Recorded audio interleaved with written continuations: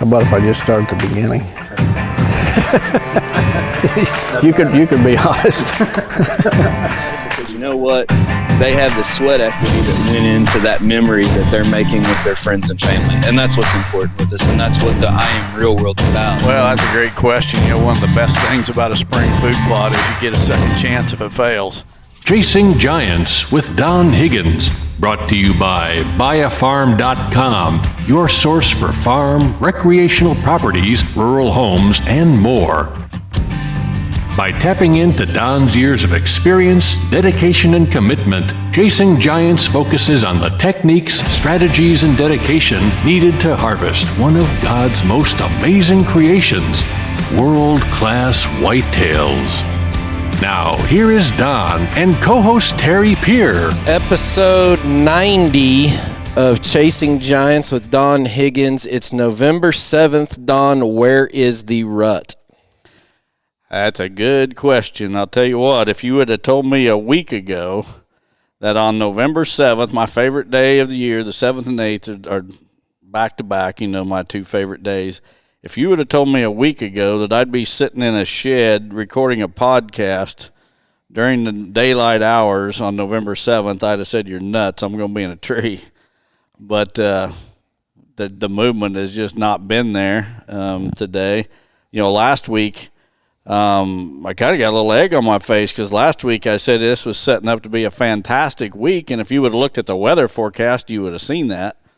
But the weatherman was not 100% accurate, as he never is, and things warmed up, and I seen deer activity every time I went. I seen deer. I seen lots of little bucks.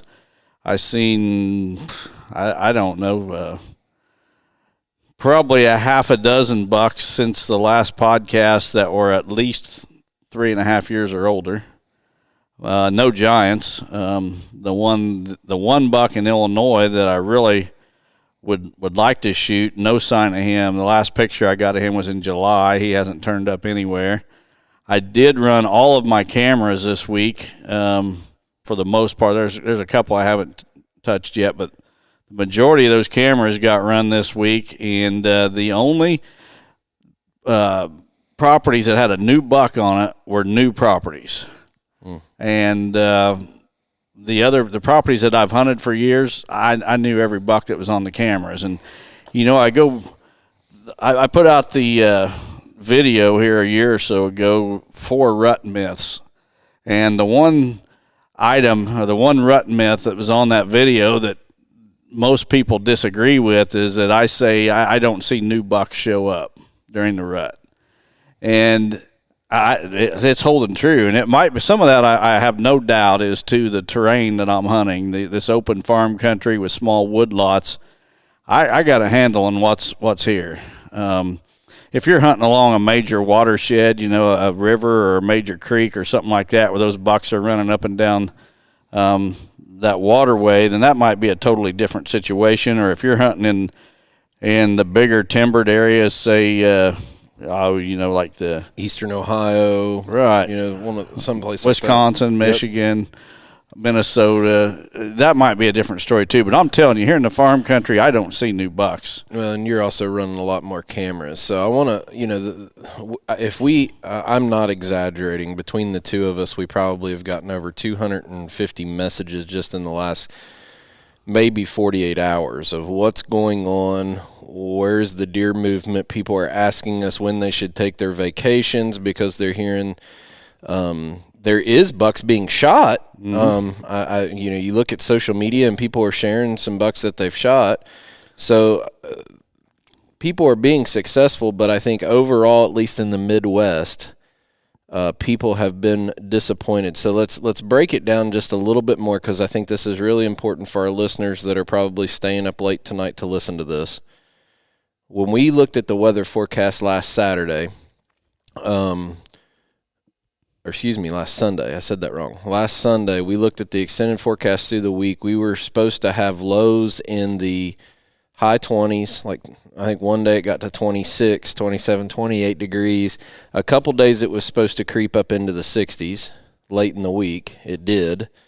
But let's walk through the week. what did you see transpire? I know Sunday was Halloween. November 1st, I got all fired up because the one buck that I'm willing to shoot in Illinois that I know about was there in daylight hours in the food plot, and I was like, oh, it's on. He's out checking.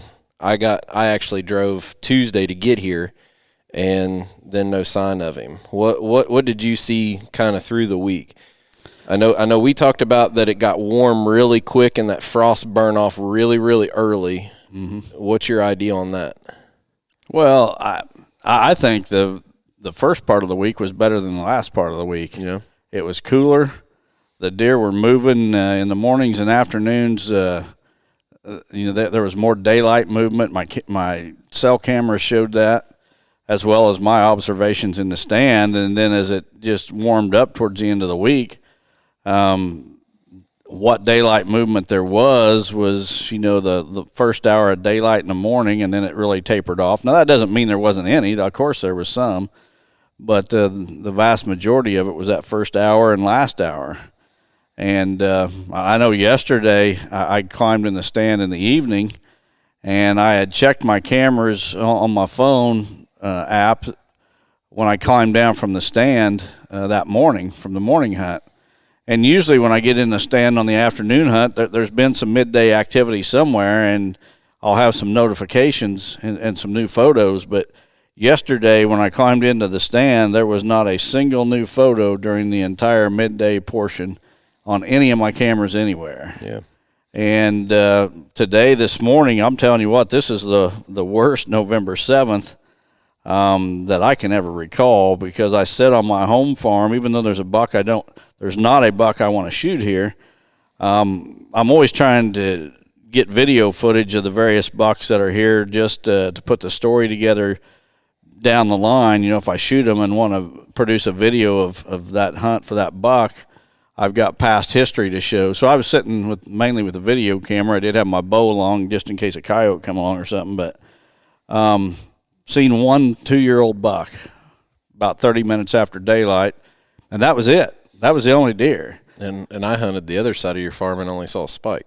And typically on November 7th on a morning hunt on my place, you're seeing 6 or 8 bucks and a countless number of does.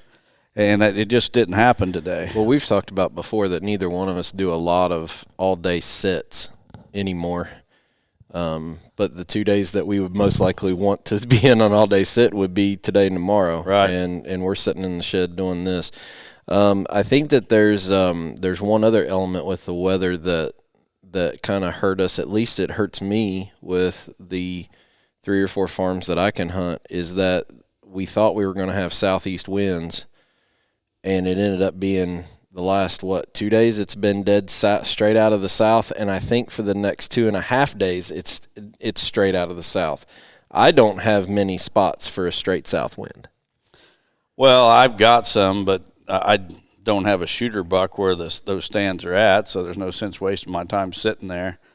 I had intended to go to Iowa at some point in the last week, and I'm waiting on a specific wind for Iowa and have not got it yet, so I see no need to waste a trip over there. And I really need some easterly winds, specifically southeast, but northeast wouldn't be bad either for a couple of my stands.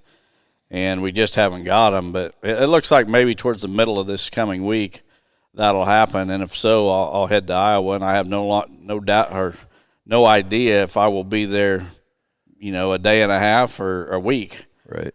I just have to play the wind. Well, the guys that keep asking us to plan their vacation, which it's impossible for us to do. I appreciate that people trust our opinion that much. That means a lot. Mm-hmm.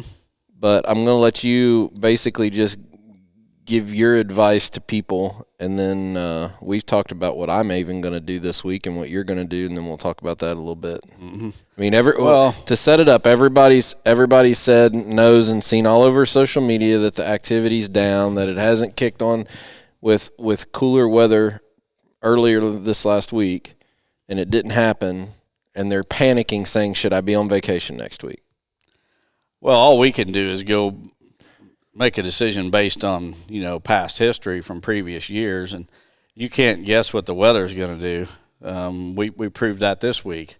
You know, I thought this was setting up to be one of the best first weeks of November ever, and it just fizzled out. The more the week went on, the worse it got. There's just, I think a lot of deer hunters, they get kind of jaded, and they make assumptions based on their observation from their stand or their experience only. You know, what they see driving around, what they see while they're hunting. And, you know, a guy, we see it all the time. A guy sees a yearling buck chasing a doe and the rut's on, even if it happens in the middle of October. And you got to be careful of that. You can't just assume that what's happening in front of your stand, be it good or bad, is what's going on all over. You know, you could be hunting the edge of some thick cover and not seeing a thing, and 100 yards away is a hot doe that's got 5 giant bucks on her, and you don't even see them. So you got to be really careful not to make assumptions based on your experience only. And, you know, just this morning, as you mentioned, Terry, I don't know how many different bow hunters were texting me saying that they weren't seeing a thing. So I'm kind of molding what I'm saying here with not only what I've seen, but with what I'm hearing from other people as well. Yeah. So as far as this week goes, you're still a believer that the rut happens the same time every year. Absolutely. It's just what we see might be not a lot, depending on other conditions. So if you're scheduled for vacation, I think the best advice I can give to people is where your stand's set up for which winds. And for me, I'm going back home tonight. I was planning on 2 additional days of vacation, but since it's south winds the next 2 days, I'm going to save those 2 vacation days until a little bit later when it's colder and not burn them. That's just my personal choice, but I'm making that choice not because I'm not seeing anything in the field. It is right on top of the time that we work all year for. I just don't have the spots to set up for a south wind that make a difference for me. Well, the other thing people got to keep in mind as they listen to this is that you and I are not just hunting bucks. We're not just hunting Right. a 4-year-old buck and we're hoping that one comes along. We've got specific deer that we want to target, and, you know, that really limits where you can hunt. And, you know, I've got the one buck in Illinois that I want to kill that I know of. And he may not even be in the area anymore because, like I said, I haven't got a picture of him since July. But I've only really got 2 good stands where I think I could kill that deer. Possibly 3, but really 2. And a south wind absolutely does not work for any of them. Yeah. So if there's a south wind, I'm totally out of the game. We were laughing we went to a late breakfast today after we came out, and we made the joking comment that if this podcast has done one thing for both of us, it's kind of an accountability a little bit, because Wednesday, I could have shot a buck every day I hunted this week. I've said that it's slow, but I'm in spots that I could have killed a buck every single day. Mm-hmm. I didn't see anything 5.5 years or older. On Wednesday, I passed a 155 10-pointer that I want to live. He's 4 years old. 3 years old to 4 years old, he didn't grow an inch except for a little bit of mass. I want to give him one more year. Could have shot him Wednesday. Could have shot a couple cull bucks here last night on your place and holding out for that. But we laughed that this podcast, we basically, we're challenging ourselves to take it to the next level. You're at your level, I'm at my level, but we can't make that jump to the next level if we just say, okay, I'm shooting whatever buck walks by for the sake of filling a tag. Right, and if you want to get better at anything, you set goals, and if you compromise those goals, did you really even have a goal to begin with? Yeah. If you change it, I don't think so. I think you just had a dream, and the dream didn't come true, so you take what's left. But you and I are both committed that that doesn't mean towards the end of the season we still got tags in our pocket and we got some management work to do, that we won't take out a buck or two, but it's not going to be the up-and-comers that we think have a chance to be giants. And we're not going to do it on November 7th and fill our buck tag. Exactly. They're still going to hold out to make sure. So to blatantly put you on the spot, the biggest question that I've seen that we both chuckle at that you get to address on this podcast is the overwhelming amount of people that says we're already in lockdown. Yeah, that's putting me on the spot. All right. Well, it goes right back to what I said about people getting all wrapped up in their personal experience and what they see. They see one buck out with one doe. Yeah, there's been does in the heat right already. Sure. No doubt about it. But darn few.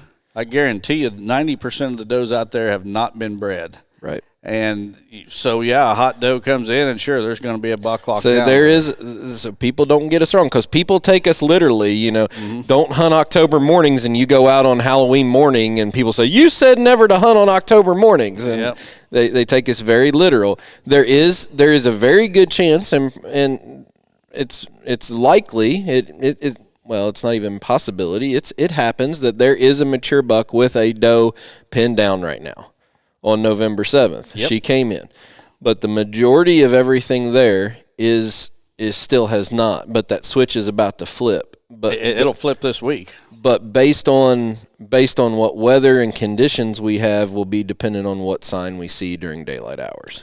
Right. And the switch you've talked about is going to flip. And it's going to flip in the next few days. Probably in the next 3 days. And that's the hard part for me I never thought I would tank November 7th and 8th and go home. But the reason I'm going home is I just don't have the stand sites that I need for the wind that we have to kill the buck that I want to kill. Mm-hmm. And if I can come back up before shotgun season, I still think I have a good chance of getting it done. Well, when you walk away from November 7th and 8th, you're walking away from one of the very prime windows of opportunity during the entire season. Yeah, those 2 days. And I tell people all the time, they want to know what's the best week to hunt, to fill a tag. Well, if you're willing to shoot a buck of, say, a particular age or score, say your goal is 140-inch buck, and you don't care what 140-inch buck it is, you can't beat November 5th through the 12th. Right. And the 7th and 8th are right in the middle of that. Right. You can't beat it.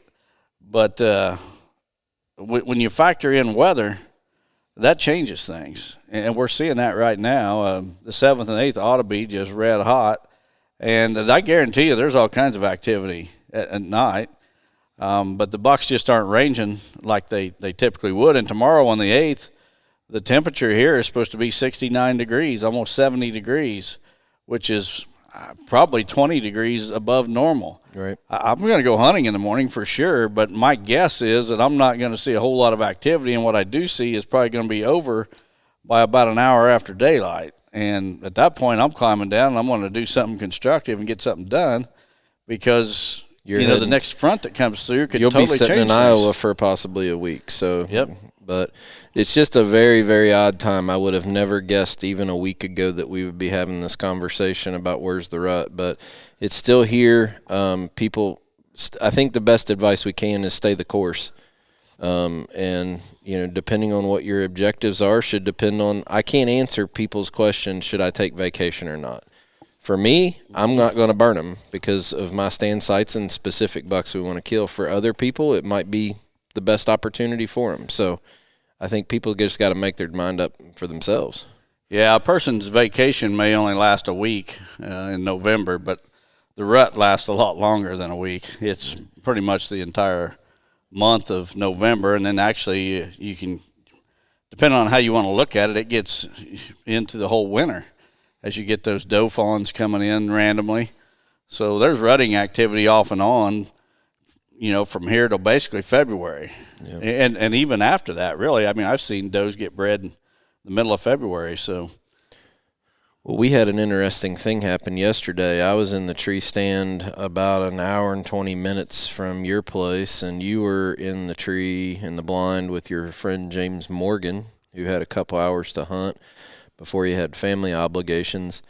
And we had found out about a local family here around you that has a 14-year-old boy that just got diagnosed with cancer. And you sent me a text, and a year ago I would have never dreamed I'd get down out of a stand on November 6th and basically tank a hunt to drive over here and to help get this young man up into a blind with you guys to go for a hunt. Why don't you talk just a little bit about what we tried to do last night? Well, and I didn't even know this situation at all. And yesterday morning, I woke up before the alarm went off, and so I grabbed my phone to check my cell cams and everything, and jumped over to social media, and I see a post from a father who had posted about his son who was just diagnosed with cancer, and asking for prayers and such. And I just commented, I'll keep you on my prayer list, and if Lester's feet can be of any assistance, let us know. And I tagged you on the post.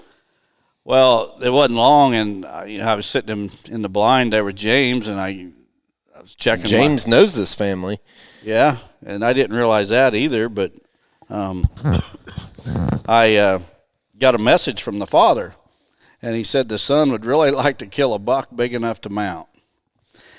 And, I sit there and thought about it for a little bit. We're here at the prime time, November 6th, and I've got this property with bucks, running all over on it. And there's not a buck here I want to shoot. And, I should try to be a blessing to these people. So I sent the father back a message. I said, can you and your son be here this afternoon?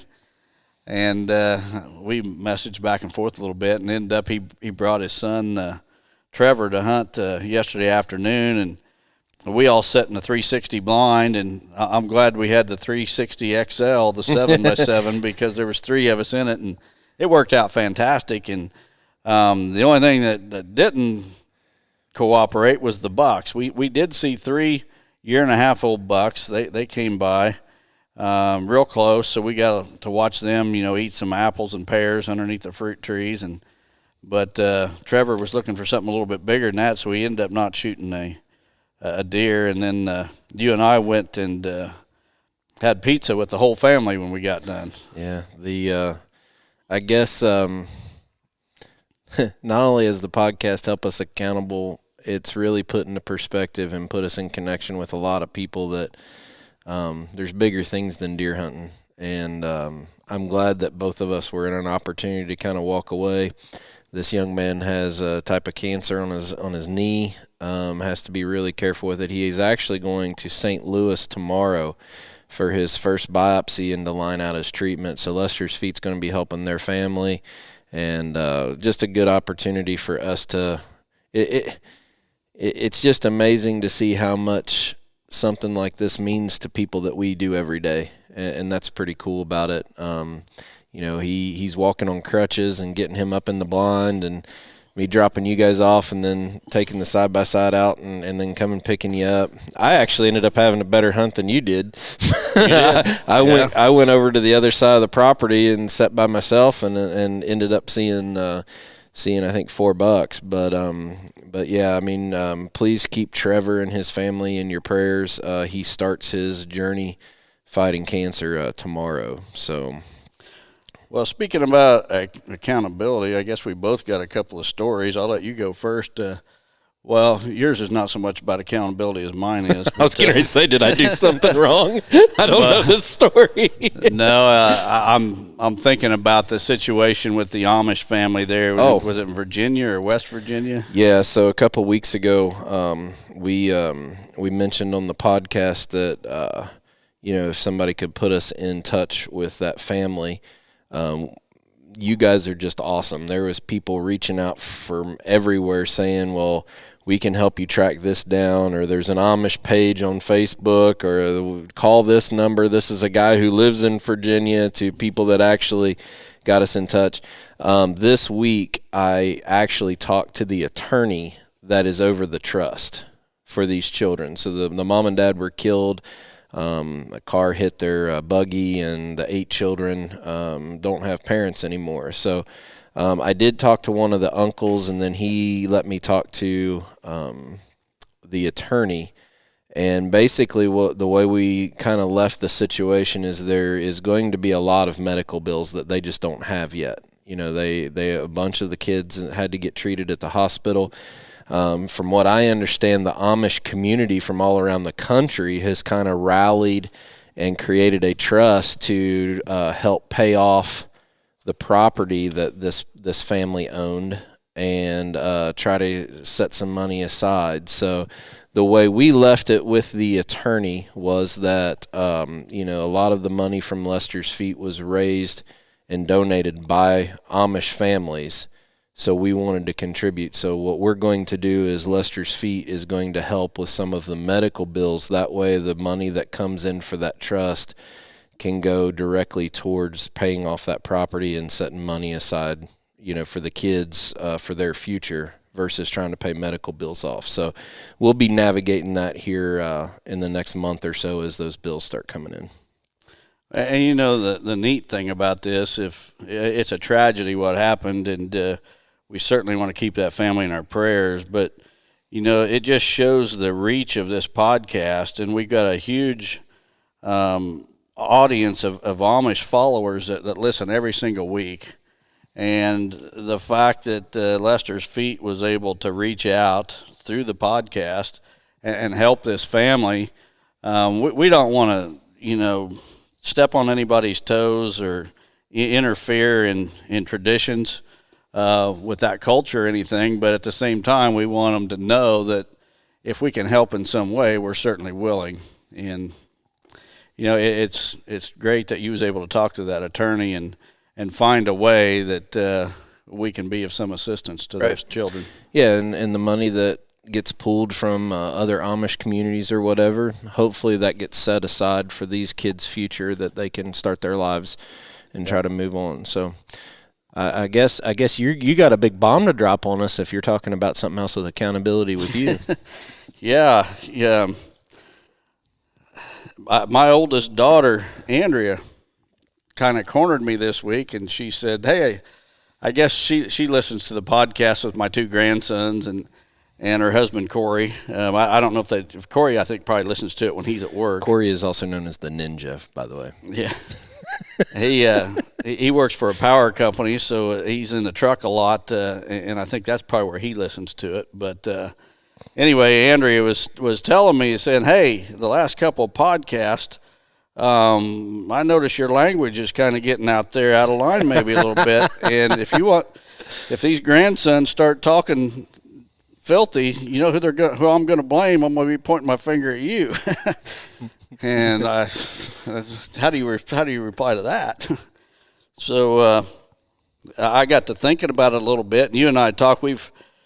I've had a couple of situations here. I haven't been in the best of humor lately because, as a lot of the listeners know, I built a new house this summer, and I did everything in my power to have that house done by September 1st so that I could be moved in, and when hunting season came, I didn't have anything to worry about. Well, here it is, early November, and I'm still not moved in, and I'm still dealing with one thing after another, and so I haven't been in too good a mood about that. You've been a little stressed out. Well, then there's another situation. If I do something stupid or I say something stupid and people want to give me a bunch of grief about it, I'm fine with that. If I got it coming, let me have it. But I just have a hard time dealing with negativity that it basically is not even true. If somebody says something about me that is not true, I just don't deal with it very well. And it would be good if I would take a policy of whenever something negative comes along, I just need to make myself walk away from it for at least 24 hours and then react. The 24-hour rule. Yeah, if I react within an hour or two, it's probably not good. And well, I think what you said on the podcast the night that Andrea's probably talking about was you found out about that about 10 minutes before we went to record. Yeah, that's exactly what happened. And the podcast before, I don't know, I flipped out about something. And then even last week, I didn't realize this, but I went on a real rampage that you people didn't even get to hear because my partner, Terry, thought enough of me to cut that out, and I'm glad he did, actually. There's about 6 minutes of last week's podcast that nobody got to hear. It's been officially there's no evidence of that anywhere. It's all been destroyed. See, I didn't have 24 hours to chill out and come up with a reply. We had just talked about that right before the podcast, and I was fired up. But So anyway, I want to apologize to the listeners if some of the language recently has been out of line. I'm going to do a lot better. I know I got 2 grandsons that are at a very impressionable age, 10 and 7, and I just need to do a better job. I've been blessed with this platform, and I've been blessed by all the listeners, as have you, Terry, that tune in every week to listen to what we have to say. We've got sponsors. There are people that are wanting to come on board as sponsors that we're trying to work through that. It's just been a huge blessing, and I owe it to the listener, all the listeners, to just do a better job. And I apologize for my past language, and we'll try to do a better job from here on out. And Andrea, I hope you're listening. You have more of an effect on your dad than you know. Yeah, all those years that you were bossing her around, she's got you now with that those 2 little grandsons. So the biggest thing is we're all sinners and we're all not perfect, but the one thing I think that you're always going to find with Don and I is we're always going to be also accountable when we're wrong or we need to apologize. We'll be the first ones. I've seen you, Don, in very bad business situations, be the first to, just before we even started the meeting, to stop and say, I'm sorry. What does it take to fix this? When you thought you were in the wrong, and sometimes you weren't even in the wrong. But I think most of all, we'll always admit we're not perfect and try to do better. Yeah, like I said, I can handle the positive things and not get big-headed and not get arrogant. But, man, when the negative that I don't deserve comes my way, I want to flip out. So the Metzger family, you're all free to let your kids listen to this one without the filter too. So they'll get a kick out of that one. So, all right, well, what else we got?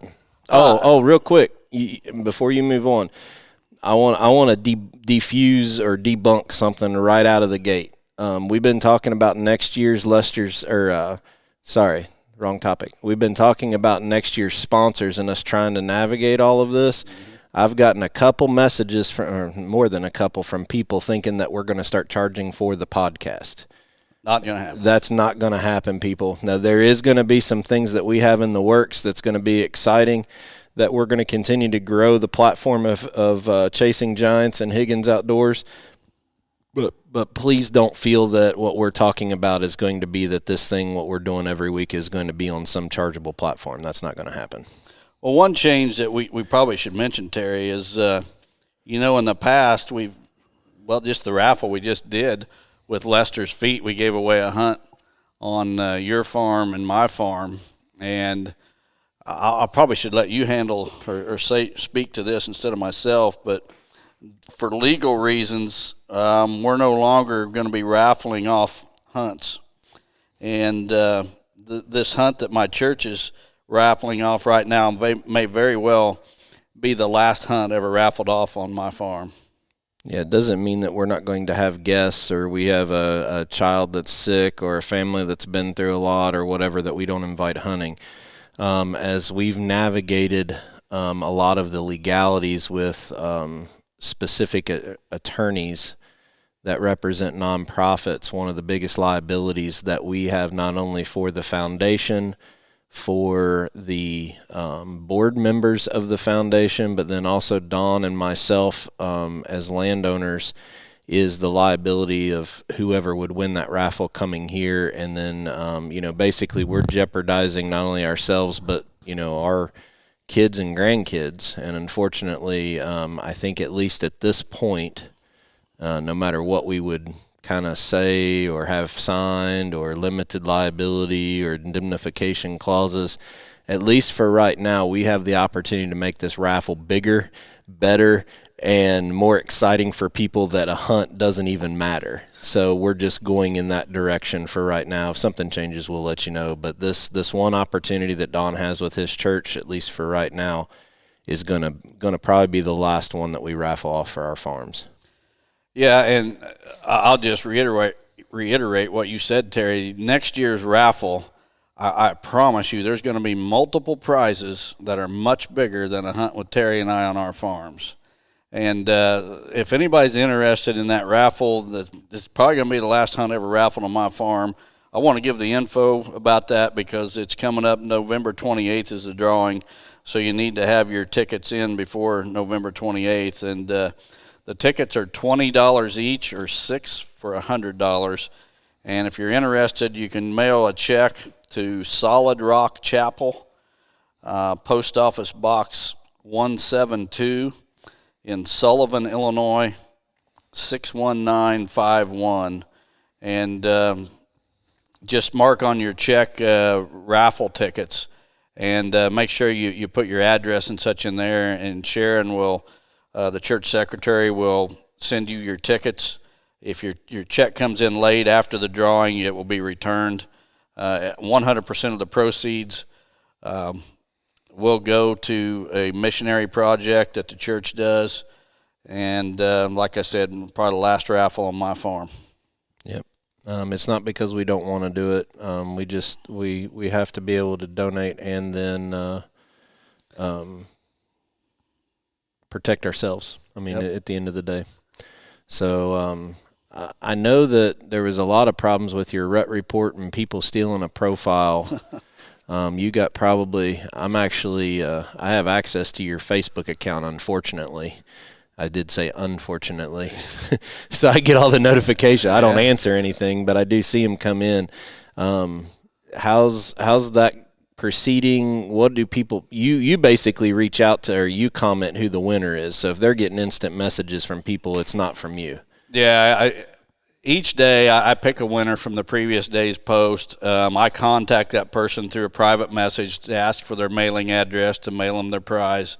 And then on the next day's post,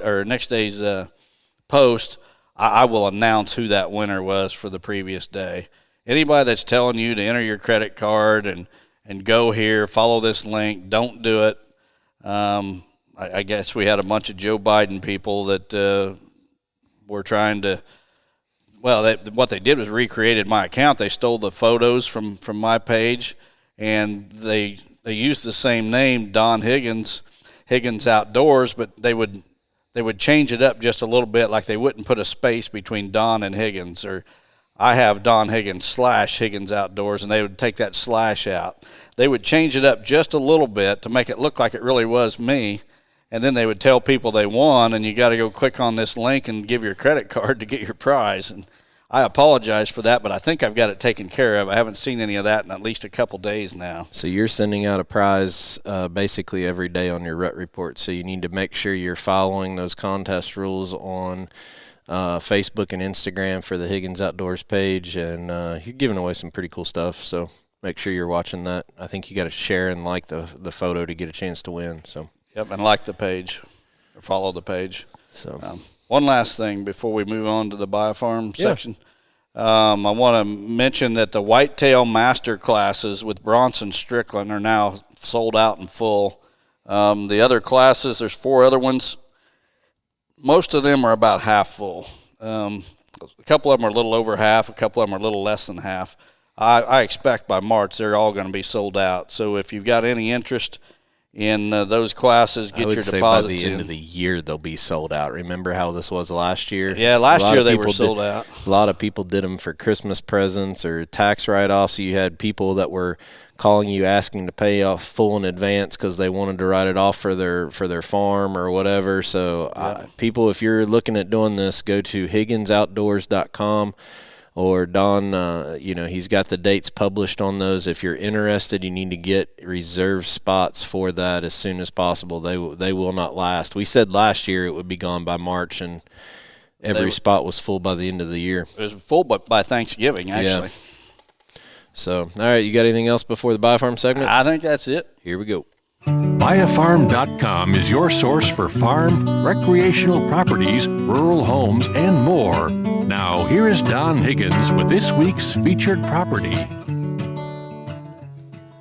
All right, this week's featured property is a good one. It's 175 acres in Coles County, Illinois. The 175 acres, there's 112 of that is tillable. 12 of that is in CRP, and that CRP is paying a little over $2,700 a year, which leaves 100 acres that's being farmed. The remaining acreage is wooded. There's a lot of mature trees that can be marketed in that wooded acreage. Some grass areas and a pond as well. On this property, there is a 3-bedroom, 2-bath home that was built in the 1980s. It's on a really good road, and just 5 minutes from Charleston, Illinois, 5 minutes from Walmart or Rural King, either one. There's a couple of outbuildings. There's a 42 by 64 pole building with a concrete floor and insulation. And then there's an older 16 by 40 open front farm building for storing equipment or whatever. One thing about the house, it sits on the corner of this property, so it would be, if someone was just interested in the ground and not the home, that home could be separated off and sold pretty easy because it's right on the corner. The owner does not want to break it up, however. He wants to sell it all or nothing, so it would be up to the buyer to buy it all and then sell off the home. For the serious deer hunter, this place has a world of potential. You've heard Terry talk about the lease that he hunts. It's in this same neighborhood, not far from this farm. It's located at the head of a drainage with open ag fields on a couple sides, road frontage, and right across the road is actually a no-hunting sanctuary. And as I've been there to look at this farm a couple times, every time I've been by, I've seen deer cross that road. It doesn't matter if it's in the middle of the day. There's always deer there. Yeah, from the sanctuary back and forth to this farm. As I said, the seller doesn't have any interest in splitting it up, but I think it would be pretty easy to move that home. There's also, you could sell off some building lots along the road and not hurt your hunting at all. Absolutely, yeah. If you're interested, go to the buyafarm.com website, look for the 175 acres in Coles County. I am actually the listing agent on this farm. I'm not going to give my phone number on here because I get too many phone calls as it is. My phone number is on the buyafarm.com website. If you're interested in this property, go there. Feel free to give me a call. If you want to know what week to take off to hunt the rut, please do not call me. Well, you got a sanctuary to one side, you got me to the other side, and only a couple other properties around. So this property would be phenomenal to manage. The thing I like about it is you got access to those woods from basically 2 to 3 roads to come in from any direction you want, and then you got people managing on the other side. So if you're a serious deer hunter, this would be a great spot to have. I would love to have somebody managing that property for my sake too. But if you're looking at Onyx, you won't be able to figure out which one's mine. But you would make a good neighbor, Terry. I can assure anyone that. And, we've got all the connections, and that's not that far from my house. I mean, it's probably 30 minutes from me, and we've got all the connections. If someone needs food plots planted, their timber harvested, whatever, that's right in our backyard. We can take care of that. Put you in touch with the people that can take care of that. We can get you in touch with people close that do that. I actually contracted out some of my stuff because of my back surgery this year. So we got friends that are in that world and that business that can help you. So go to the buyfarm.com website and check this out. Very, very good property, and you might get a little sticker shock by how much they're asking for it, but again, you could sell that house and other lots off and recoup a lot of that and have a fantastic hunting property if that's what you're looking for. And I know one neighbor that wants to buy approximately 50 acres of that, so if you wanted to sell off, say, 20, 30, 40, 50 acres, yep. I know a neighbor that I could put you in contact with that would buy part of it, so you could get that price whittled down there. All right. Well, thanks to BioFarm for their help. Outside of where's the rut, Don, what questions do we have? That seems to be the biggest question of the week, but I'm sure you got some submitted questions today. I'm telling you what, the questions have been rolling in here lately. I put this outline together yesterday evening, I think it was, and this morning I got up, and overnight, since I'd last checked my emails, there had been like 8 new submitted questions just overnight. And maybe we'll use some of them next week. But we got we're getting a lot of good questions, and I picked out 4 this week. We had been doing 3 a week, and we're getting so many good ones that I'm going to 4. And we'll start working through them. The first one comes from Matt Powell from Palmyra, Missouri. And Matthew says, "Hey, Don and Terry, thanks for staying true to yourselves and not selling out to the highest bidder. One thing my dad taught me years ago is integrity, and you guys are proof that there are still people in the hunting industry with integrity." Well, thank you, Matthew. Does that mean I have to claim as being part of the hunting industry? You are, whether you want to be or not. I don't want to be. Go ahead. It says, "My question is about the ozone craze in the hunting world. Does it work? Is it worth the money? I understand hunting the wind, but every once in a while a deer will come from where they are not supposed to. What is your scent elimination protocol? Thanks again for all you do to put out the true information." The reason I picked this question, Matthew, is because I get this question a lot. I get lots of emails, private messages on social media about, do you have one of these ozone machines? Do you think this ozone thing works? I have zero experience with them. I do not have one. I've never had one. Do I think they work? To be honest, I've talked to a lot of people, my clients and just others that do use it, and I have yet to hear a single person say that this does not work. They either say they're up in the air, they're not sure, or they're totally sold on it. So that's the best I can tell you, is just relay what I've heard. So my scent elimination protocol, you're not going to believe this. I'm telling you, you're not going to believe it. The only thing I do is watch the wind. And, I don't even wash my clothes hardly. Once a year maybe. And you keep them in a tote. You don't wear them in the Waffle House. They're in my shed, and the tote's not even closed. They're just piled up on top of the tote. You're still not sitting there with cats crawling all over you and then going hunting. Well, that's true, but you don't come in and wash them after every hunt, though. It's all about the wind. Yeah. Here's the thing. You could work in a hog barn, and if a deer is upwind of you, he's not going to smell you. If he's downwind of you, it don't matter what you do, because I tried doing it all in the past. And here's something really interesting just from this week. I don't think that we give enough credit or pay enough attention to thermals, because this week there was 2 times when I had deer get downwind of me, and I thought, they're going to bust me. They're going to bust me any minute. And I'm talking all the way from about 5 yards out to 50. Yep. And these deer did not smell me. They did not know I was there. My scent was going up and right over their backs. And I think a lot of times with all these different scent elimination products, whether they be sprays or ozone machines or whatever, I think people swear they work, because I had a deer just downwind of me, and he didn't smell me. It's got to work. Well, I'll tell you what, I ain't washed my clothes in 2 months, and I had deer downwind of me this week, and they didn't smell me either. And it's because of the thermals were rising. And think about it like this. Here's the best way to explain it. You've seen people like burning leaves in their yard. This time of the year in the fall, they're raking leaves and they're burning them.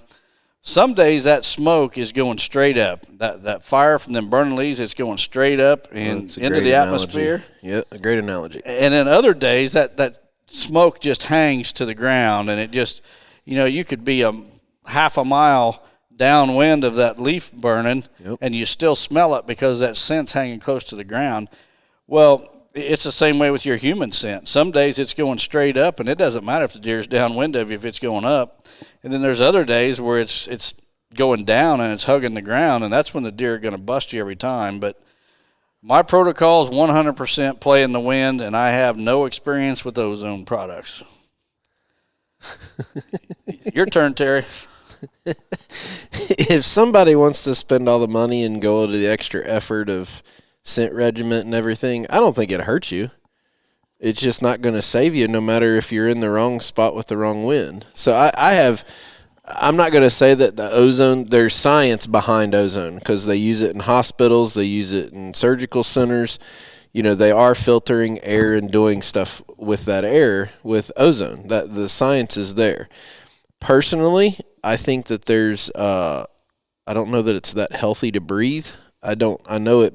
I had one of those bags one time that you put your camo in it, and I had it in my basement zipped up, and I could actually feel it breathing because I was in a small room with it. So I don't know how healthy this stuff is, so that would be my reasoning for not using it.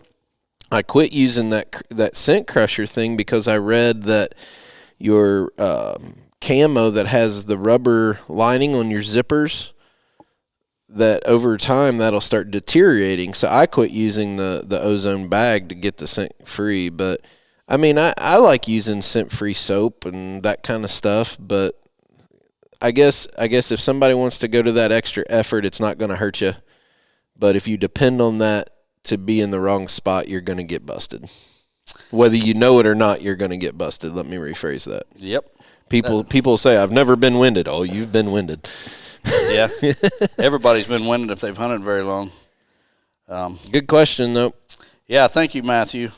Next question comes from Ron Simpson from Crestwood, Kentucky. Ron says, Don, I have a question about deer genetics that I've never heard addressed. Deer are a product of both the doe and the buck. I've been paying a lot of attention to doe interaction, and I'm curious if you ever noticed any doe traits with your deer herd you used to have that may have improved the herd health and ultimately buck size. I've been noticing that some of my does may be physically larger or smaller. Some are extremely aggressive with other doe groups, others are not. Some are aggressive with bucks, others are not.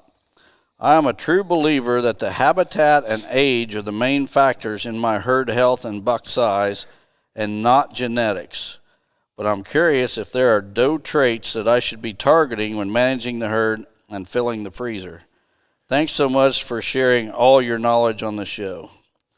Well, Ron, I really appreciate your question. It's pretty in-depth, and it just shows your interest in whitetails goes way beyond killing them. He's thinking next level, that's for sure. Yeah, exactly. With that said, there is something in your comment or your submission that I totally disagree with that I think I need to point out. And that's that, let me find the sentence. It says, I am a true believer that the habitat and age are the main factors in my herd health and buck size and not genetics. Genetics is everything, Ron. It's like you can take a person, and I like to use a human analogy in a lot of my deer conversations to help people understand. So you take a person that's genetically programmed to be 5'6". There is absolutely nothing you can do to make that person 6 feet tall.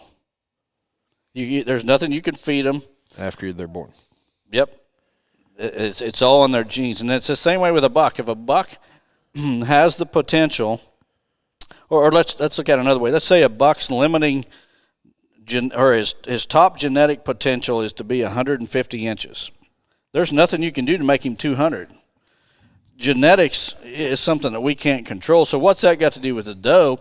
Well, the doe passes along antler traits to her offspring more than a buck does to his offspring.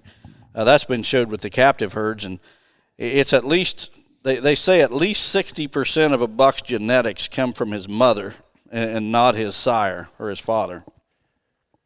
So what can we do? Your question really gets into what can we do as far as selecting does in a wild herd, and actually there's absolutely nothing we can do. It's hard enough to, recognize one individual doe from another in a herd. Now, sure, you might have a property where you can recognize a couple of your does, but if it's a very big property and all, and you got a dozen does, I don't think that. I'd never been able to recognize a dozen different wild does from one another, and maybe there's somebody out there that can, but I sure never could. And even if you can recognize certain individual does, there is no way. So she has a bunch of, let's say a pair of fawns, pair of buck fawns this year, and you see her out there, and these button bucks are with her. A year from now, there is no way in the world for you to know which year-and-a-half-old bucks were her buck fawns from the year before. And if anybody claims they can, I just don't buy it. For one thing, those buck fawns usually disperse. If that doe's still alive, they're going to disperse and go somewhere else and not even be in the same area. But there's just no way. Once a buck starts growing antlers, it's hard to even recognize a lot of times a 2-year-old buck from a 1.5 year old, the same deer, because their antlers change so much from a 1.5 to 2.5. Now, from 2.5 on, a lot of times at that point, we can start recognizing an individual buck from year to year, but we just can't do that with the does. And even if we could, how do we know one doe is better genetically than another? It's got nothing to do with the size of the doe.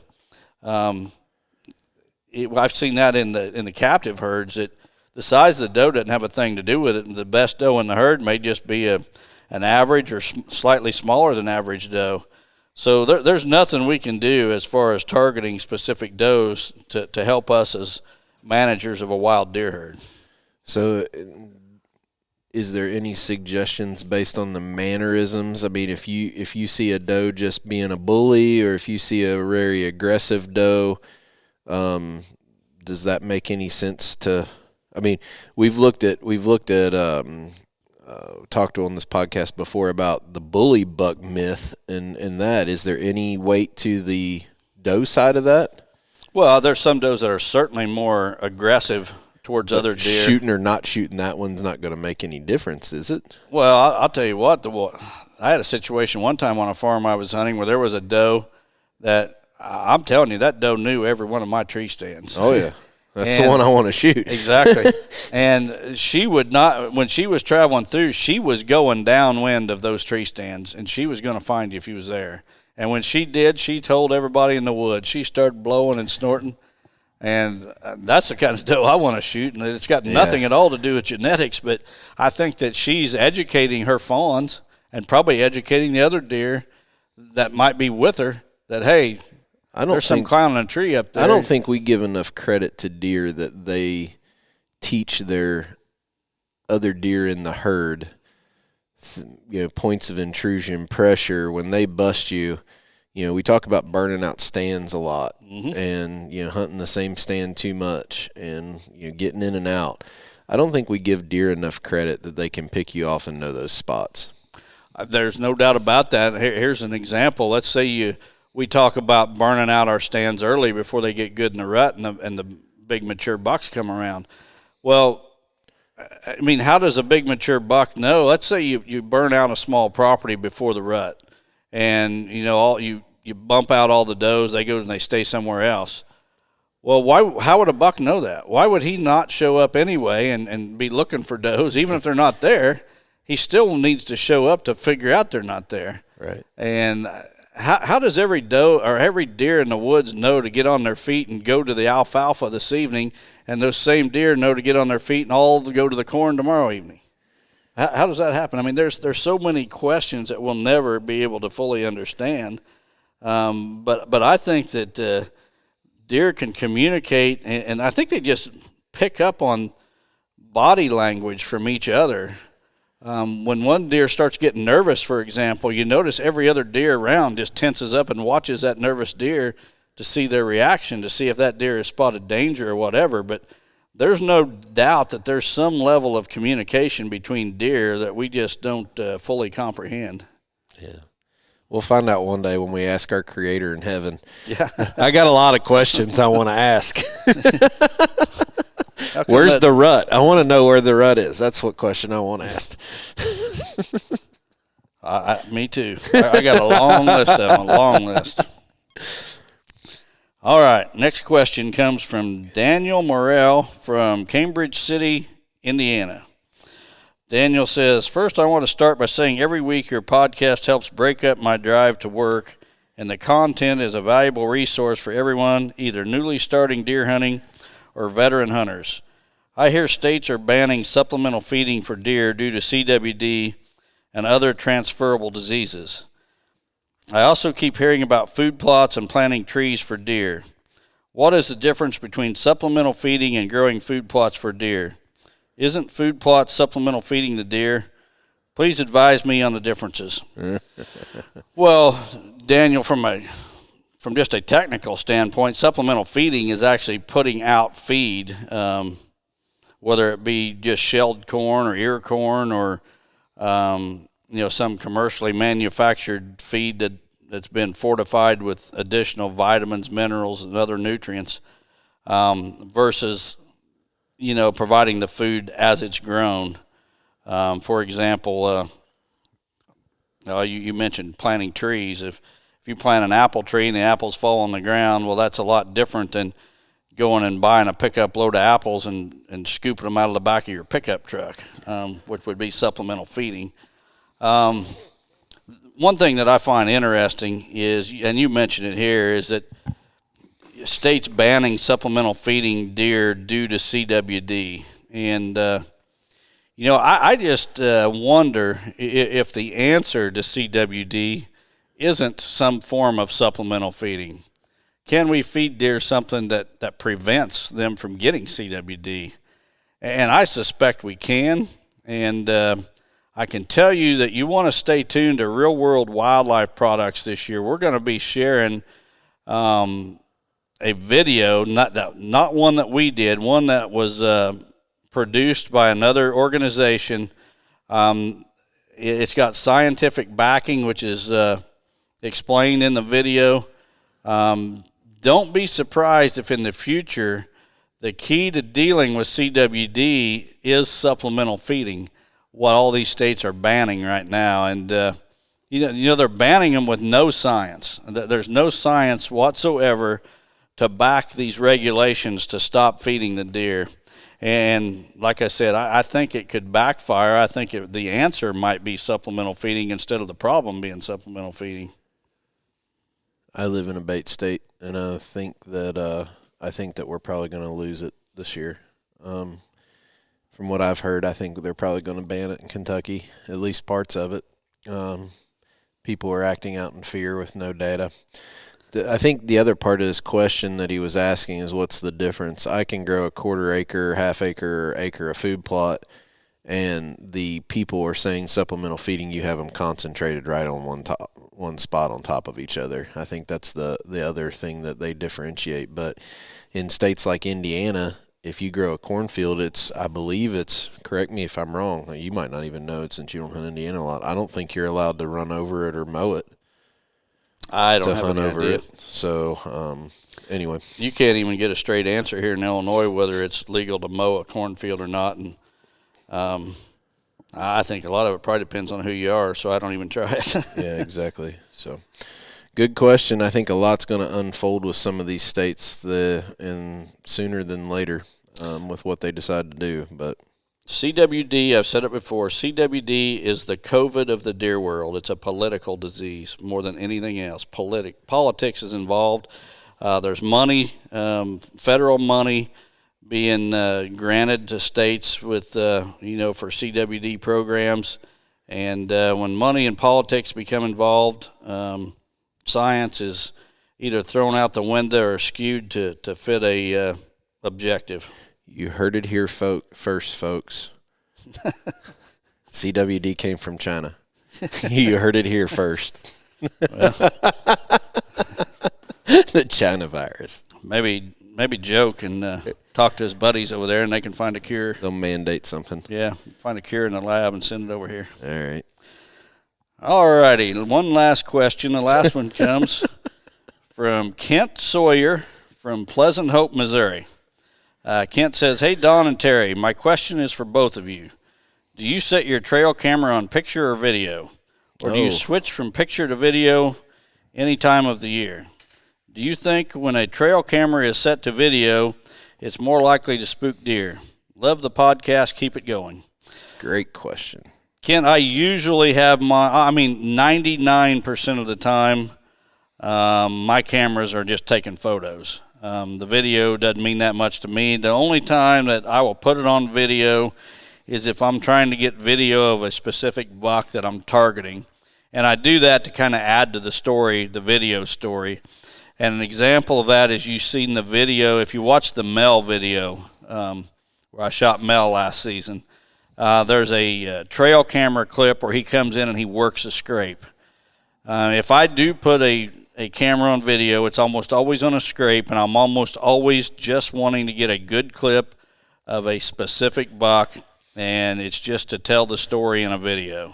Other than that, mine are on photo. And you had one set on video to get Smokey walking around that corner. I did, yep. So because I was planning on shooting him that fall. Right. Yep.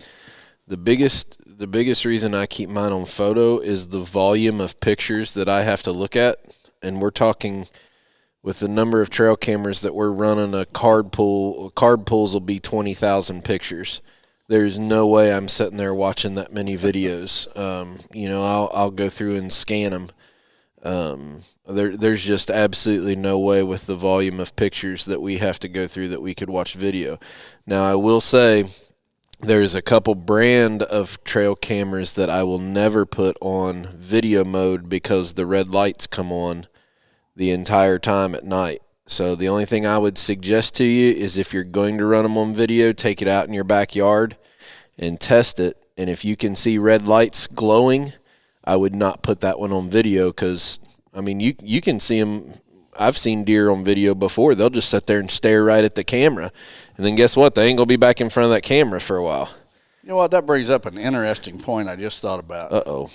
These guys got these lights they clip on the bill of their cap or something to walk in the dark, and those lights are either red or green, so the deer don't see them. Well, how's it if a deer can't see red? How's he seeing that red glow of that camera? I don't know. I bet he does see that red when somebody walks in. I think he does. I mean, the trail cameras are proof. They they know when that thing's on. No doubt about it. I'm sitting here with my laptop open right now. I can show you a video. I thought one of the Reconic cell cameras has a mode on it that I was playing with where it's 2 pictures and a video. Well, it's 2 pictures and a video saved to the SD card. It's not, the video doesn't come to your phone. And I had it on that bottom corner of the lease on the soybean field that cuts over to the middle plot. I had it on that tree and just changed the setting on it. I was like, oh, that'll be cool. Maybe I'll get something walking by. I got at least $3 staring at that camera because it was taking 2 bursts and then a video, and I don't know if it's glowing or not, but I turned it off once I saw that video like that. Well, there's no doubt they see them, and that just tells me that these guys going in with red lights it's not working. Those red lights people wear on their hats are brighter than that light coming out of that camera. Yeah, I think no matter what you're using, the deer's going to see you. I agree. You're not invisible. You're walking through the woods. I mean, good grief, I'm 240 pounds clonking around with 8-pound rubber boots on. Good grief, everything hears me.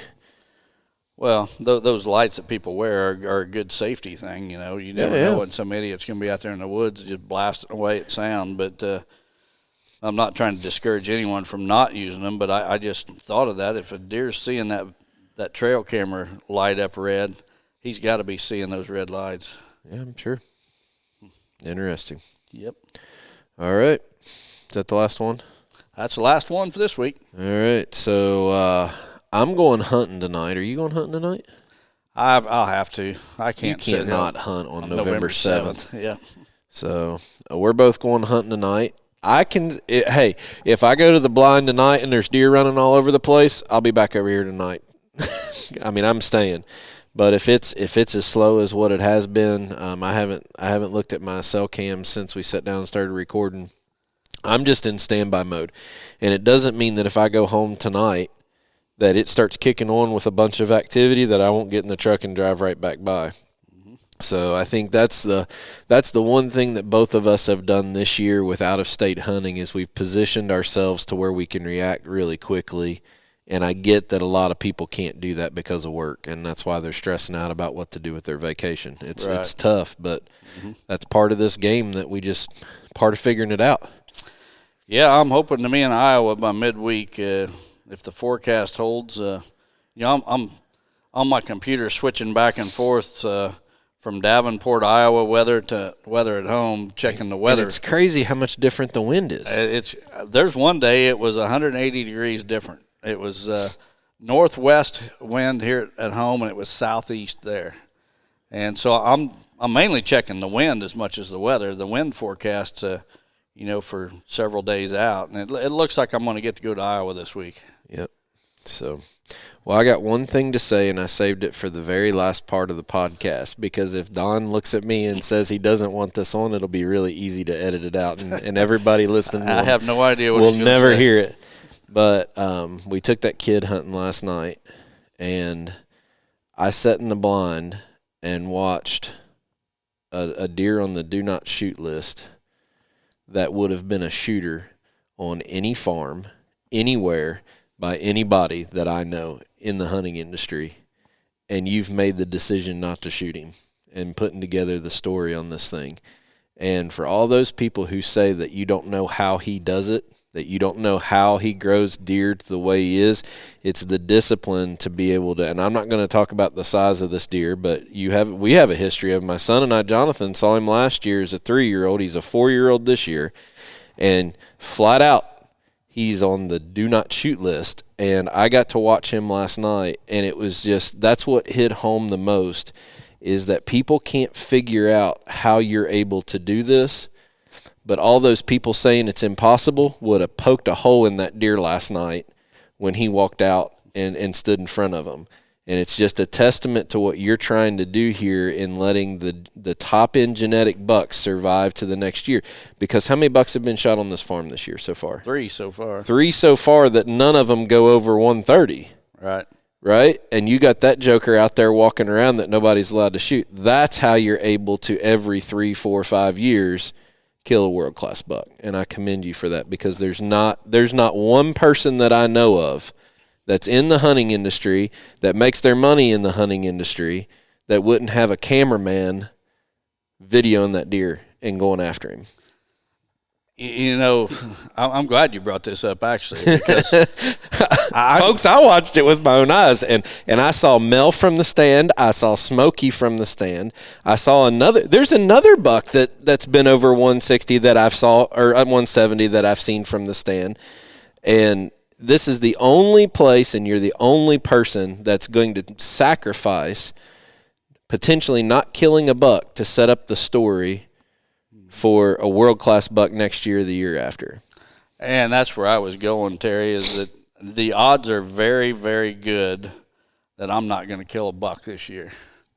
At least a target buck. I may, if I still have 2 buck tags at the end of the season, I'll probably, shoot a cull buck or 2 for management. But there's no doubt in my mind I could kill 270-inch bucks this year. But the 2 that I could kill, I said it when we did the trail camera, report, the bucks that I had on trail camera. I know of about 5 different bucks that'll hit 170 that are 4 years old. And I know I could kill 2 of them. Yeah. But I'm probably not going to kill a buck at all. And it is what it is. And I don't expect anybody to praise me or whatever. No. It's just, it's the decision. You're at the point in your career where you can make those decisions, and not everybody is. But the people who criticize you and say it's not possible, I sat in that blind last night, and I know those people that are saying it's not possible to do this would have never passed that buck last night. Or would have never told somebody else they can't shoot it. It's a very fine line that I'm commending you on being able to have that kind of discipline. When you look at college basketball, you're a college basketball fan, right? Mm-hmm. And if you set up and say, okay, University of Illinois is going to recruit and then rebuild, then recruit, but they're going to put a plan together where they're going to not do the John Calipari style and have one and dones. And every 3 years, 4 years, they're going to make a run for the national title. And if you could say every 4 years we're going to win a national title, everybody would be on board for that, right? Right. What you're doing on this farm is the same way. It would be really hard to do it year after year after year after year. But you're letting those bucks grow, passing those bucks, documenting those bucks, deciding which ones have that potential. You talked about that genetic ceiling earlier in the podcast. Picking those ones that have that potential.